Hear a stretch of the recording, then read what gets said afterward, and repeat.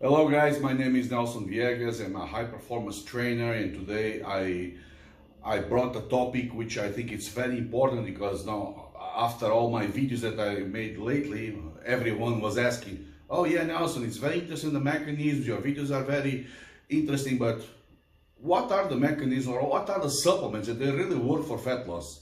So I was thinking if I should do this video or not, and I decided, okay, let's do it. Let's try to highlight people, to tell them exactly what are the mechanisms and the supplements that they really work, and the ones that they work. I make a scale from 1 to 12, so just for you guys to know if they really work or not. Okay, so let's go without more delay. So what is the best fat burners that there are in the market? So most of the fat burners, they work on lipolysis. So in my latest video I explained the difference between lipolysis, beta oxidation, Krebs cycle, electrotransport chain, production of EAT, production of ATP. So I explained all of that. So make a long story short, the first supplement that I brought today, despite most of the supplements they work on the lipolysis, so they work on the breakdown of the triglycerides. You guys need to understand, when you break down triglycerides, so when you use any type of fat burner, those fat burners that you see in the market, most of them, they work on the lipolysis. But the problem is the lipolysis is just the breakdown of those triglycerides and just send them to the blood. If there is no physical activity, you cannot do beta oxidation, because the beta oxidation doesn't happen on the fat cells, it happens on the muscle cells. So if you break down those triglycerides into free fatty acids and they go to the blood and they are transported by albumin to the muscle, but the muscle is not working, so there is no physical activity, they go around and they come back again to the adipocyte and they are re-esterified. So they get together again and they form again the triglycerides. So if you don't use them, if you don't burn them, they're gonna go back again. So it doesn't matter if you take lots of supplements that they work on the lipolysis.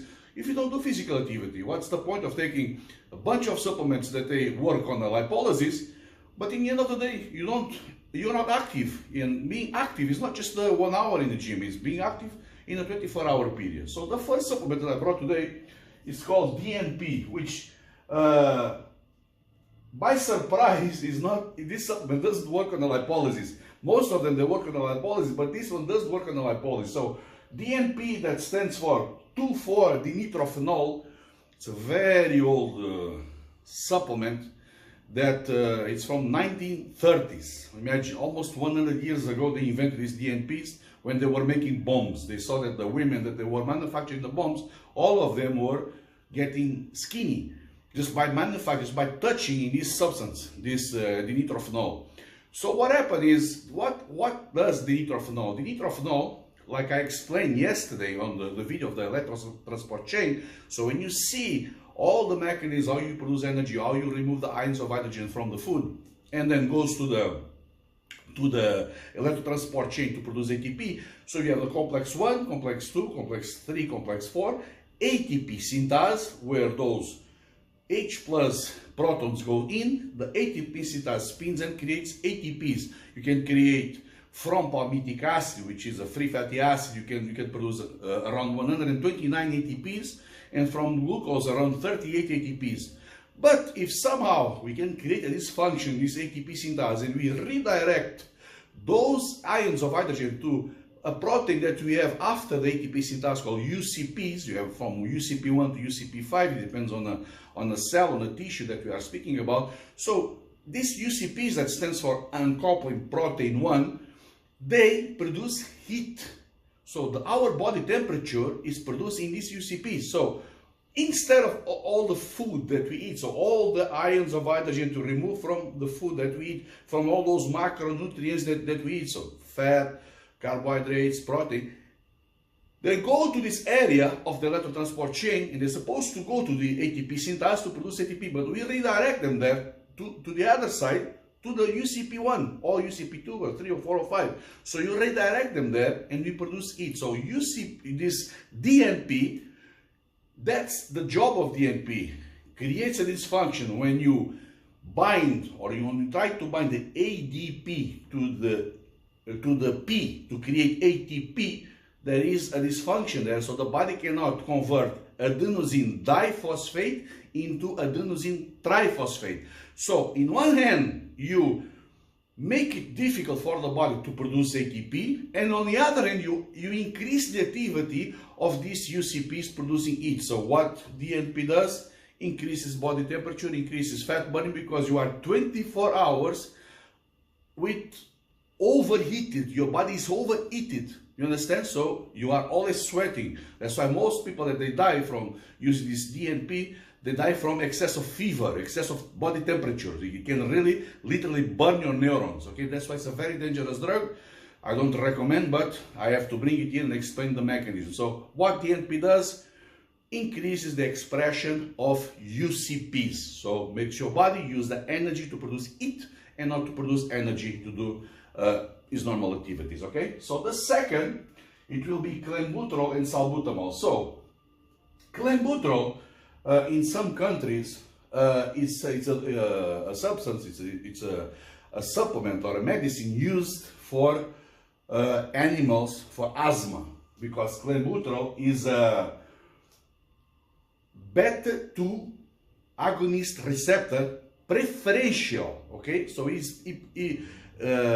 it binds to the beta-2 receptor preferentially, okay? So it doesn't mean that it doesn't bind to the beta-1 or to the beta-3. Why am I explaining you this? Because clenbuterol, where do we have beta-2 receptors? Beta-2 adrenergic receptors in our lungs.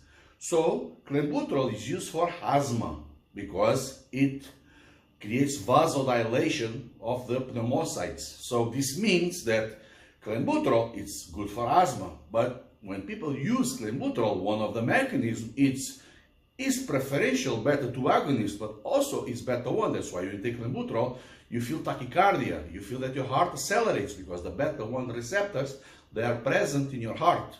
But also people start losing fat and they go a lot to the toilet. Where do we have the beta-3 receptors?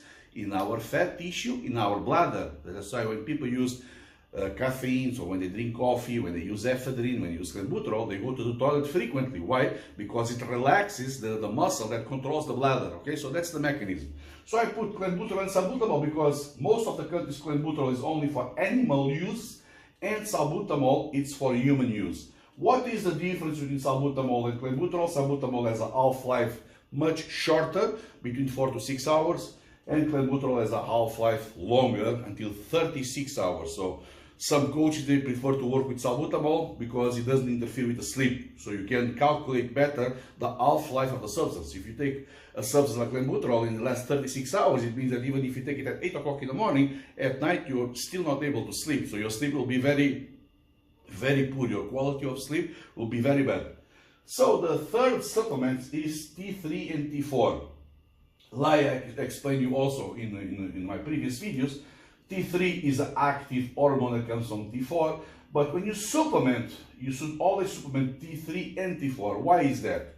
Because when you use T4, you are giving your body the substrate for it to convert into T3. If you only give your body T3 and you don't give him T4, what's going to happen is your body starts to rely only on T3. When you stop taking T3, you have no production of T4. So your TSH drops and your T4 also drops. So we don't want that. We want to have a ratio. I put here 1 to 4. It means that if you use 25 micrograms of T3, you should use 100 micrograms of T4. If you use 50 micrograms of T3 times 4, so it's going to be 200 micrograms of T4. Remember, T3 has a very short half-life and T4 has a long half-life, okay? That's why these drugs, to treat hypothyroidism, we always use T4, we never use T3, because T4 it's the hormone that lasts longer and the body continues to convert T4 into T3. In the periphery, you need some cofactors like selenium, zinc, magnesium, vitamin B6 to do this conversion from T4 to T3. But in bodybuilding, we use this ratio. Obviously, the first one, you go now to the anabolic steroids. I'm going to use an expression most people that don't know. When I speak about this, people look at me like I'm crazy, which I call adrenergic anabolic receptors. Why I call adrenergic anabolic receptors? Because they act in an area of your brain that will produce catecholamines. Okay, so for example, trenbolone which is a 19-nor type of anabolic steroid, it's an adrenergic receptor because it increases dopamine, okay? So you increase the dopamine while you're taking, but if you take it, when you start taking, you start having a down regulation of the D2 receptors. We have 5 receptors for dopamine, D1, D2, D3, D4, and D5. We have a receptor called D2, which is responsible for the trenbolone to bind, and with the time you start having down regulation of these receptors. That's why trenbolone in the beginning, you feel very aggressive, you feel very motivated, and when you start using for a long period of time, you start becoming like careless. Someone died beside you and you don't even care. Something very bad happened to one of your family members and you don't even care because you get dopamine resistant, okay? You have down regulation of receptors of dopamine. So you have an increase of dopamine in the beginning, but then in the end, due to this down regulation, you start having you have a down of dopamine, okay? You can say you have a down because the dopamine is there, but the dopamine has no receptor to connect. Remember that for you to, for anything in your body to work, you need to have a hormone and a receptor. When the hormone binds with the receptor, it provocates a cascade of events inside the cell. Now the receptor suffers endocytosis. So when the receptor suffers endocytosis, it's not working anymore. So even if you have the hormone, or the neurotransmitter, so dopamine is a neurotransmitter, some people call hormone, it doesn't matter. So now you don't have receptors, so you have down regulation of receptors of dopamine. So that's why trenbolone does this effect at the beginning, and with the time you start becoming careless. So the second anabolic steroid that I brought, it's Winstrol. Winstrol does also the same thing. So it's not a 19-nor, it's a DHT derivative, but also increases a lot your catecholamines. And Winstrol has an interesting effect. Trenbolone also does that, which is somehow it makes your aldosterone receptor very inefficient. So you have an hormone called aldosterone that is responsible for your water and your salt retention. So when you take trenbolone or Winstrol, this aldosterone doesn't work very well, so you start having lots of dehydration. So one of the complaints that people have when they use, for example, Winstrol, is dry joints, so they have lots of injuries. One fact is because they are dehydrated, so Winstrol really destroys your joints because it dehydrates your joints, reduces your synovial liquid in your joints. That's one factor. Another factor is due to the fact that it's a DHT derivative and drops your estradiol, okay? But this is something that I can explain in another video. Okay, and then, so here we have a combination that I like it a lot. So it's not hormonal, which is ephedrine, caffeine, and aspirin, plus eoin binding. So ephedrine works as clenbuterol, as a short half-life, which I prefer because clenbuterol is better for fat loss. Just for you guys to have a notion, clenbuterol can increase your basal metabolic rate until 20%, which is a lot. So imagine a person that has a basal metabolic rate of 2000 calories. So basal metabolic rate means it's your basal energy that you need to be in 24-hour period resting. So basal metabolic rate, so you are laying down in the bed and you need just to survive 2000 calories. So we're not speaking about training, you're not speaking about NEAT, which is non-exercise activity emergency, you're not speaking any activity, just to be standing still for 24 hours. So imagine now you're taking something that can increase your basal metabolic rate to 20%. So now instead of you have a basal metabolic rate of 2000 calories, you have 2400 calories. So you see, now this person, without doing any diet, so without dropping calories, but as an increase of 400 calories, which is almost a meal, okay? So as you can see, it's very strong. So for example, clenbuterol, it can increase your basal metabolic rate until 20%, salbutamol 16%. So the dosage here, it's the studies, it's 80 micrograms, salbutamol 10 milligrams for these basal metabolic rate changes. For example, ephedrine also has around 20%. So ephedrine and clenbuterol, they work in the same receptors on the beta-3 receptors, but they are also ephedrine. It was the first medicine that they studied for asthma was ephedrine. So It's also a beta-2 preferential agonist, okay? So caffeine, I explained in the video of caffeine. I don't know if you guys want me to explain everything about caffeine. So caffeine helps by blocking phosphodiesterase 3 inside the fat cell, which can stimulate hormone-sensitive lipase, so it helps you break fat, so it helps break the triglycerides, so that's the effect.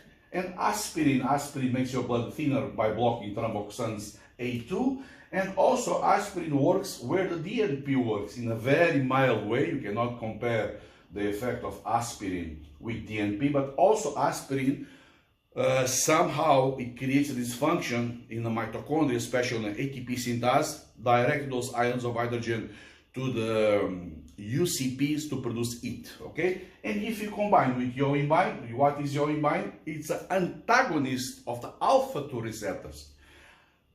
Just make a very small explanation. I don't want to make the videos too long, but what is the alpha receptors and the beta receptors?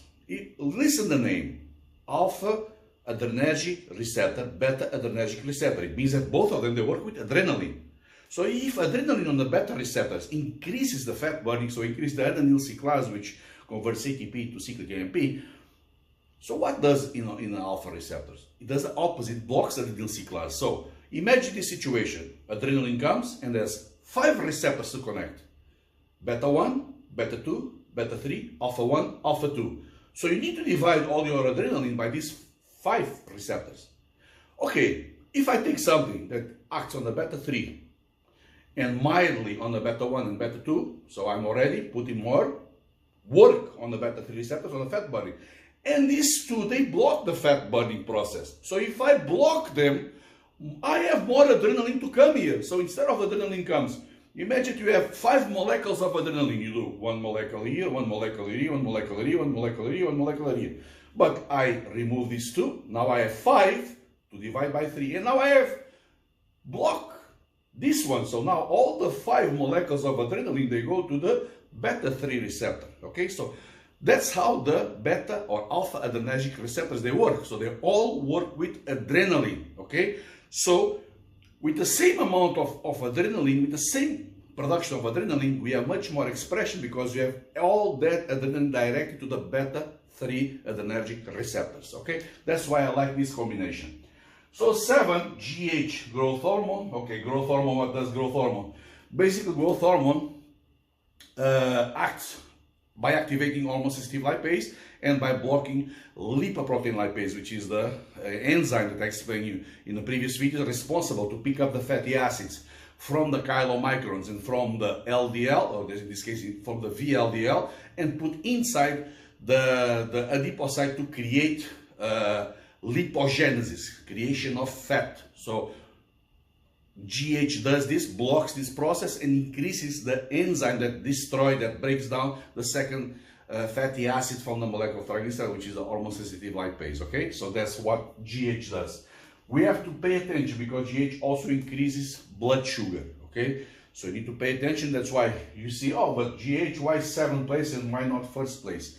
Because some people with GH, they have lots of water retention because they start having high blood sugar, and that high blood sugar somehow, I will not explain all the process here because it takes long, but somehow increases your water retention because your glycogen that you have inside your muscles and you have inside your cells, that glycogen is 1 gram of glucose with 2.7 grams of water. So when you start increasing your blood sugar, you also increase your glycogen. So you also increase your water retention, but everywhere, not only inside the muscle, because people speak about glycogen, but we don't have glycogen only on the muscle cells. We have in the liver, we have in every cell, we have reserves of glycogen. Not that much, but it gives you sometimes a puffy look, you know. So if you use only GH, I don't think it's a very smart move. Same thing happens if, for example, MK677, which is a ghrelin agonist. So it acts on the pituitary, make your body producing more GH. But when you start seeing what happens is,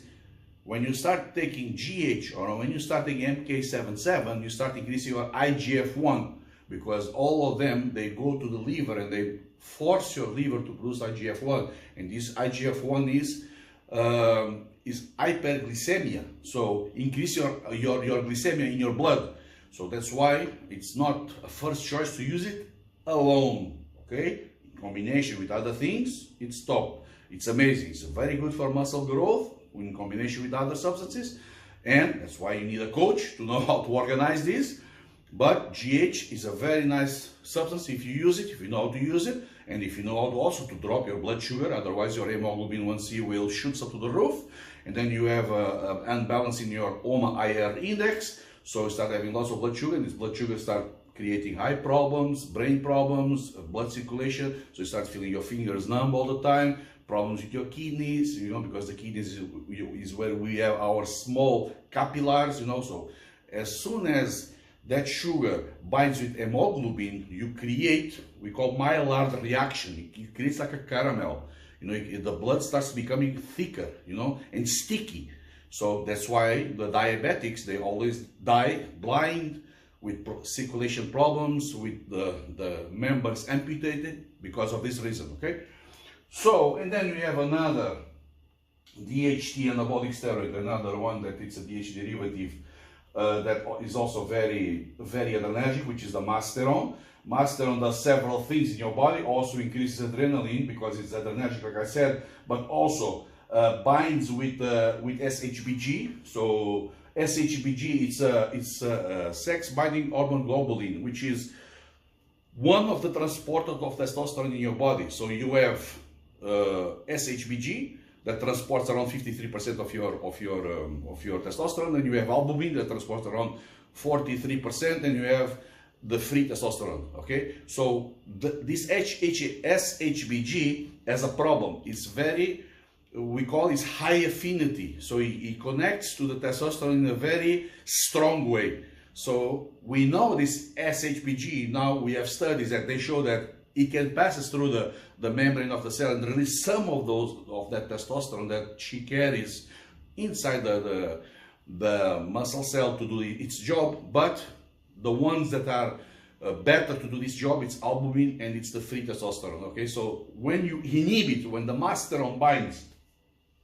with SHBG, Proviron also does this, but also Proviron, of course, like, as you guys know, has no anabolic effects. Masteron has mild anabolic effects, but I like to use it because it helps me to burn fat. Okay, so for example, Primobolan, it's a very similar structure to Masteron, but Primobolan activates more your serotonin. Okay, so it leaves you in a more relaxed mood. So for example, my athletes, I don't give Masteron when they are bulking, but I like to use Primobolan because it makes them relaxed. They are more relaxed. So Masteron is better for end of the preparation, when you start going to the part of losing more fat. So you want to give more adrenaline, so you want to give to your athletes more adrenergic anabolic steroids. So Masteron is better than Primobolan in this case, because Primobolan relaxes you and this one excites you.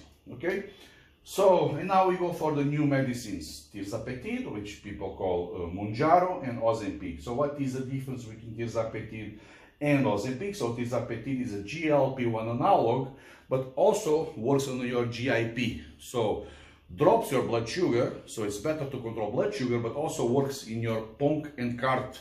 I already explained this in the previous videos. I will make a video just about anger systems after, so I don't go too deep into this, but they reduce your anger. Okay, that's what they do. So they stimulate these two hormones, GLP-1, GYP. So especially Tirzepatide, that's why I put it as a number 9.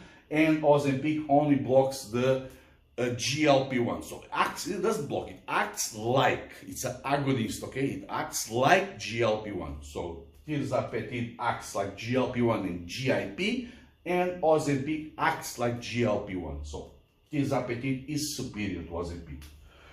And then we have a peptide called HGH-Frag 176-191, which is on a molecule of somatropin, which is the GH. We have 191 amino acids.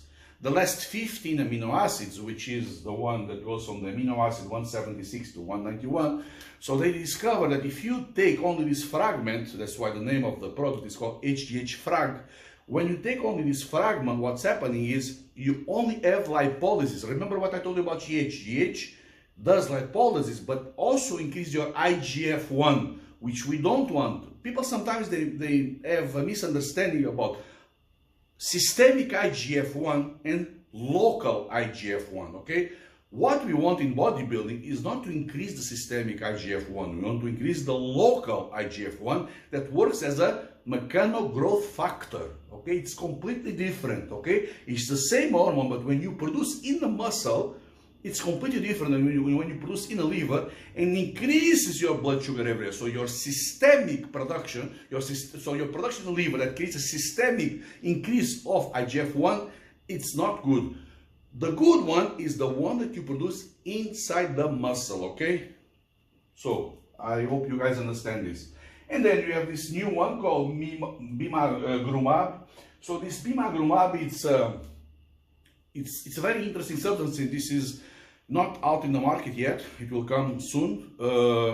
It binds with the activin 2 receptor, the A and B, so the alpha and the beta receptor. What binds also to this receptor? Myostatin. Okay, so myostatin is a muscle blocker. Okay, it blocks the muscle to grow. We have the follistatin. Remember that I told you in the last video, the YK11 increases the phosphorylation of the receptor of follistatin. So follistatin end up blocking myostatin. So myostatin blocked, it means that you have more muscle growth and you can also burn more fat. So that's what this bimagrumab does. It binds to the same receptor, to this activin 2 receptor, and increases fat burning. The studies are amazing. What they've done is showing like fat loss around 30 to 40%. So this is going to be the next thing, okay? So, and then I put here etc. because obviously there are other substances here, that adipotide, we have MK677, we have other substances that can also help you. But remember, all this works with obviously a calorie deficit diet. You have to be always active during the day. You have to have a diet that you have a variety of foods, you know. Don't just go for chicken and rice 6 times per day.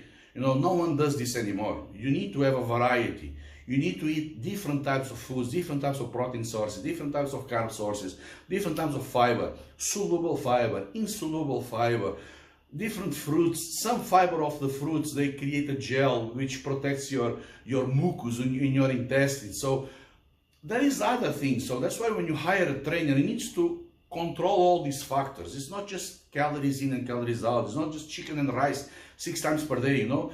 I want my athletes, I want my clients to be healthy. So all these supplements, they work, but they work until the page 2, like I always say.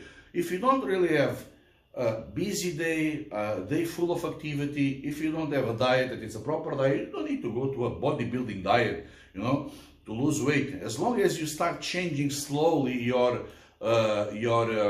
habits and you create better habits, your life will change. Just stick with a plan. Stick with a plan of eating every 4 to 5 hours, those meals, always with protein, always with carbohydrates, some type of source of fats, and also fiber, you know, to make that meal.